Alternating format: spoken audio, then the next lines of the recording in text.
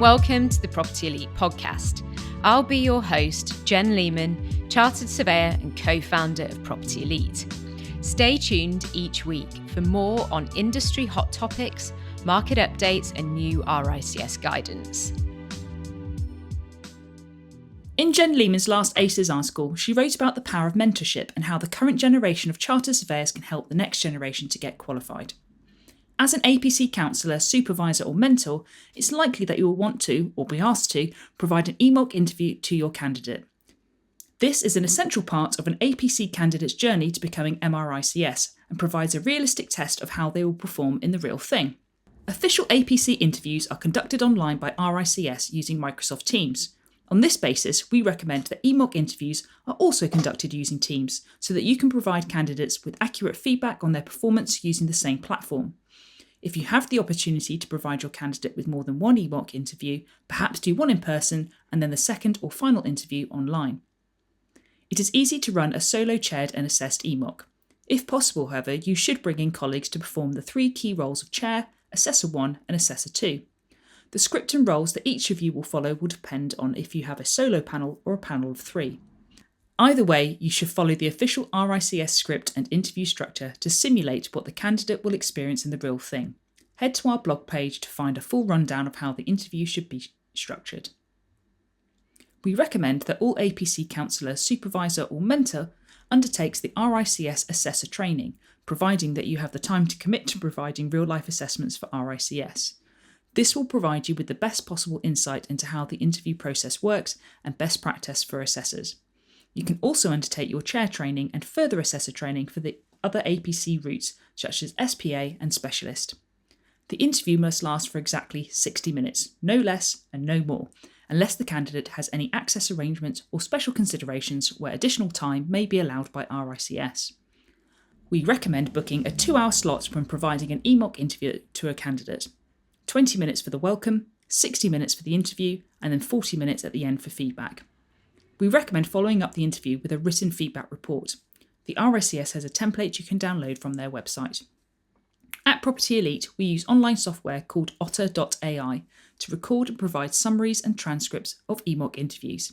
These have been invaluable to both our assessors and our candidates.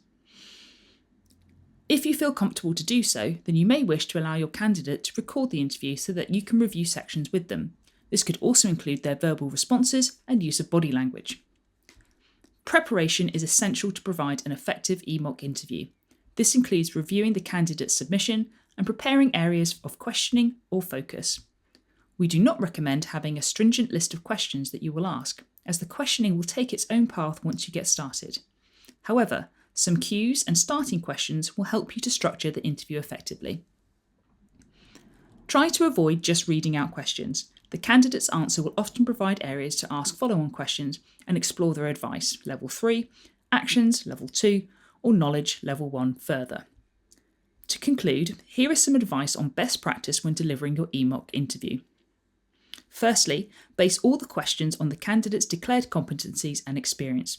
You should not question the candidate on competencies outside of those that they have declared. Start your questioning at the highest level that the candidate has declared. Base your questions on the candidate's examples. Do not ask hypothetical questions or questions outside of the experience declared by the candidate. You may need to ask wider questions if the candidate has not written about specific examples, or if the examples provided are not relevant to the competency requirements.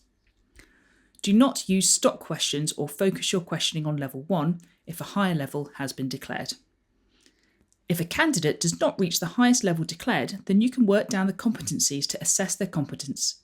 Don't just ask stock level 1 questions where there is a higher level to start at and the candidate has provided relevant specific examples. Do not exceed the 60-minute timeframe. Within this, you must cover the breadth and depth of the declared competencies and entire submission elements. If a candidate doesn't reach the required level, despite sufficient questioning to provide them with the opportunity to do so, don't dwell on it and move on. Time is generally not on your side. Do not give any indication of whether a response is right or wrong. A simple thank you or okay is fine, and you can then move on to the next competency.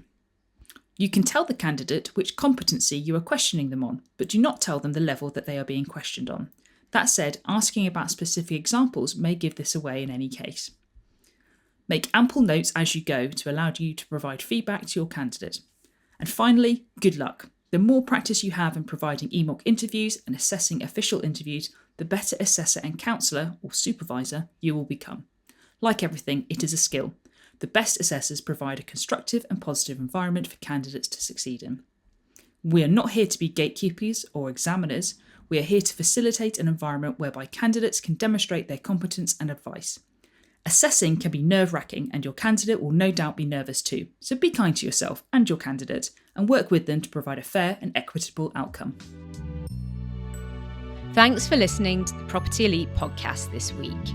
Head to our website to check out our full blog, free and paid support resources and services, free consultation for every single RICS APC and ASOC RICS candidate, and also ask us any questions you have via the website chat blog. See you next week.